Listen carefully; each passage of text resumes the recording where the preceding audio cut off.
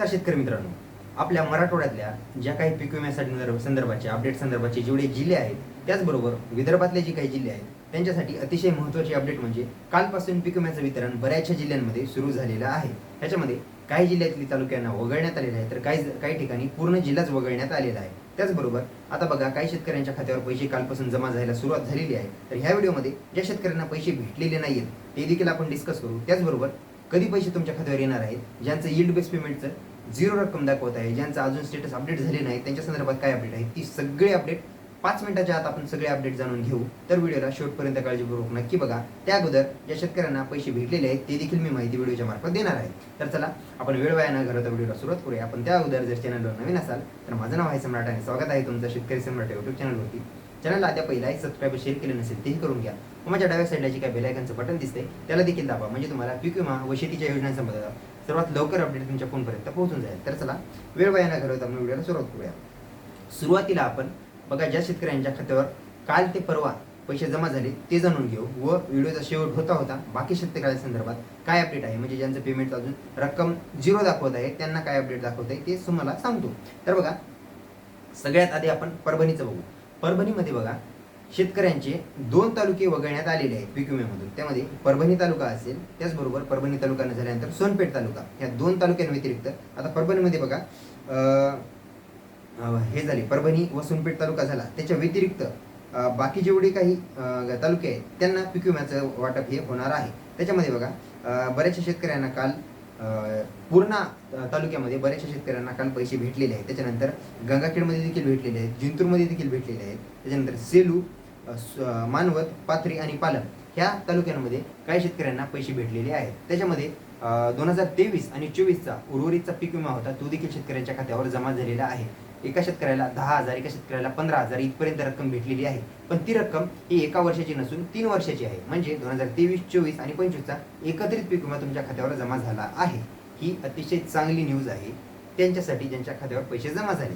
आता ह्याच्यामध्ये बघा,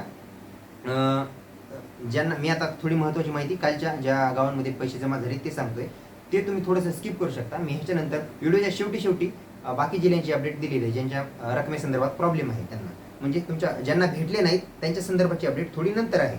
तर बघा, ह्याच्यामध्ये आपण पाहिलं, आता परभणी तालुका आपण वगळून टाकूया. त्याच्या व्यतिरिक्त बघा, बाकी तालुक्यांमध्ये कुठं कुठं पैसे भेटलेले आहेत. आता मी सगळे गाव घेत नाही, मेन जेवढ्या शेतकऱ्यांची जास्त मेसेज आले मी तेच तुम्हाला सांगतोय. ह्याच्यामध्ये बघा, गंगाखेड तालुक्यामध्ये गंगाखेड, त्याच्यानंतर पिंपळगाव सॉरी परभणीमध्ये आलं, त्याच्यानंतर मालेवाडी झाल्यानंतर वागळगाव, अर्जबवाडी, त्याच्यानंतर देवकतवाडी, त्यानंतर राणी सावरगाव, त्यानंतर कांगणवाडी, अंबरवाडी झाल्यानंतर बेळवाडी आणि पिंगळी परभणी तालुक्यामध्ये पांगरीमध्ये पैसे जमा झालेले आहेत. सगळ्या शेतकऱ्यांना जमा झालेले नाही. आता बघा, गंगाखेड झाल्यानंतर सेलूमध्ये पिंपरी खुर्द आणि पिंपरी बुद्रुक ह्या दोन्ही गावामध्ये काही शेतकऱ्यांच्या खात्यावर रक्कम जमा झालेली आहे. त्याच्यानंतर डिग्रसमध्ये देखील झालेली आहे. त्याच्यानंतर डिग्रस, खुर्द आणि बुद्रुक इथे 2 आले. त्याच्यानंतर कुपट्यामध्ये देखील पैसे जमा झालेले आहेत. त्याच्यानंतर गुळकंडमध्ये आणि गावामध्ये देखील पैसे जमा झालेले आहेत.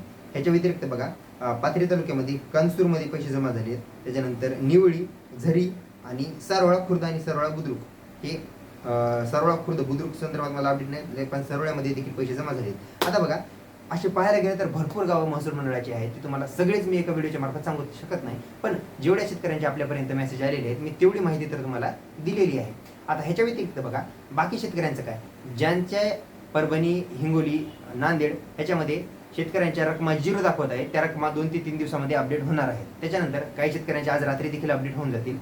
व ज्यांचं पेमेंट अजून आलेलं नाही, पैसे जमा झालेले नाहीत, त्यांच्यामध्ये आधार बेस्ड पेमेंट जर तुमचं ॲप्लिकेशन स्टेटस दाखवत असेल तर येत्या आठवड्यामध्ये तुम्हाला देखील पैसे तुमच्या खात्यावर जमा होणार आहेत. ह्याच्यामध्ये मी 2 ते 3 जिल्ह्या संदर्भाची अपडेट दिली ज्या शेतकऱ्यांचे आपल्यापर्यंत मेसेज आले त्याच. ह्याच्या व्यतिरिक्त देखील बाकी जिल्ह्यांमध्ये देखील पैसे जमा झालेले आहेत, पण जोपर्यंत मला अपडेट येत नाही तोपर्यंत मी देखील व्हिडिओ बनवून तुम्हाला अंधारात ठेवू इच्छित नाही.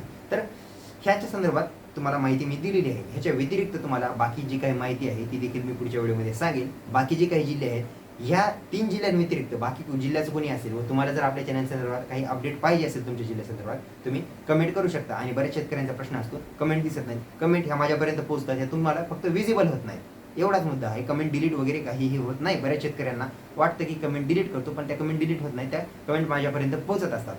तर तुमच्या कमेंटचं होईल तेवढ्या लवकर मी कमेंटमध्ये उत्तर न देता डायरेक्ट व्हिडिओ बनवून मी तुम्हाला उत्तरच्या मार्फत माहितीच्या मार्फत उत्तर देण्यात येईल. तर चला, ह्याच्या व्यतिरिक्त बाकी तुम्हाला काय अपडेट पाहिजे असल्यास तुम्ही कमेंट करू शकता आणि माहिती जर महत्त्वाची वाटली असल्यास तुम्ही चॅनलला लाईक आणि सबस्क्राईब देखील करून तुमच्या इतर शेतकरी बांधवांना देखील मदत करू शकता. तर चला, हीच महत्त्वाची माहिती घेऊन आपण पुढच्या व्हिडिओमध्ये देखील भेटूया.